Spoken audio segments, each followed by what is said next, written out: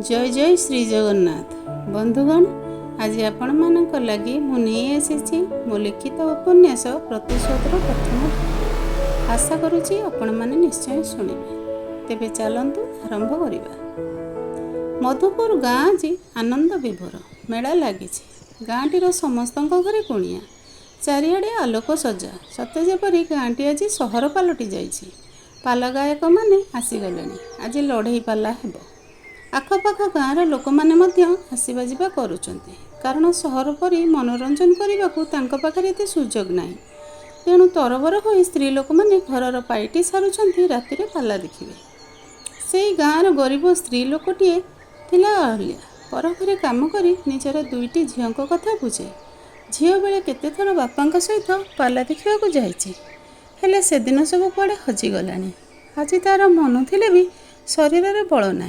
दिन राति खटी चली दुईटा पैसा लगी केमिति तार पिला दुईटी पाठ पढ़ी मनीष हेबे आउ तार कथा रक्षा करेंगे। संध्या नई राति आसला। रीता और लिजा घर भितर लंठन जली पड़ू था। अहल्या रंधा सारी बसी था। कलाकार मानकर झांझ हठात बाजी उठिला। घर पाखरे होइतिबारु ताकु टिके टिके देखा जाउथाय। डाकबाजी यंत्रर शब्द चारिआडे घो घो शुभुछि। रूममूल टांकुरी उठिला। मने मने भावुची सतरे ओडिशार कला निजस्व कला हिसाब से पाला एक मनोरंजन भित्तिक बलिष्ठ गणमाध्यम भाव में केवल अकुंठ स्वीकृतिर स्वाक्षर बहन करना। अधिकंतु यार पृष्ठभूमि में गौरवमय परंपरा रही। स्मरणातीत कालू एजावत जुगपुरुची और परिवर्तन परिस्थितिर आह्वान ग्रहण पूर्वक कलाकार माने गीत वाद्य नृत्य और अभिनय द्वारा दर्शक मानकर आनंद और कौतूहल वर्धन पाई भव्य आधुनिकता पालारे उपयोग करथिले हैं।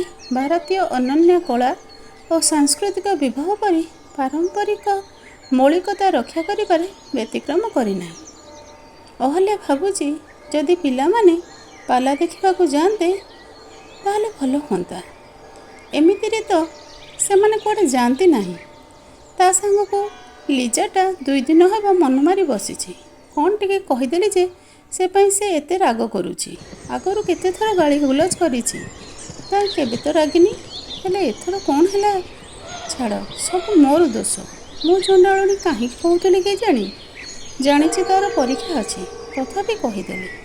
कौन आ करी पाठ न पढ़ी खाली घरटा भितर डिआकुता करूला, से कहीदेली। हाँ ठीक अच्छे, जाऊँगी रीता को कहबी ताकू नहीं टिके पाला देखे आनु।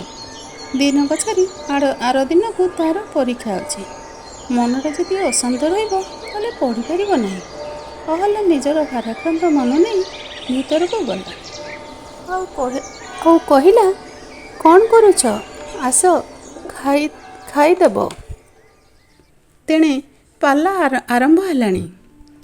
तमे दुहे जाई आज देखी आसब। सबू न देखी गोटे दल पाला देखी आसब।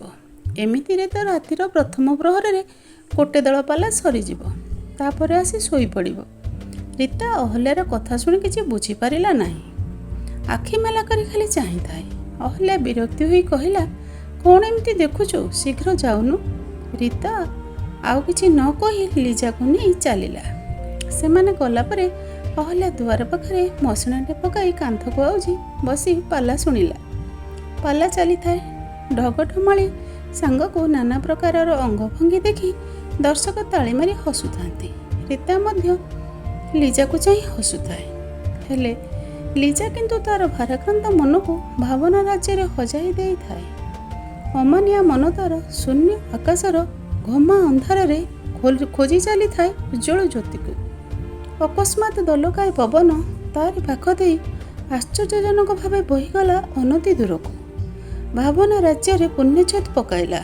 अलरा केश गुड़ाक अजाड़ी पड़े तार पद्म प्रस्फुटित मुखमंडल उपर विरक्ति प्रकाश करी क्षुद्र आंगुली द्वारा सजाड़ी देला केश गुड़ाक।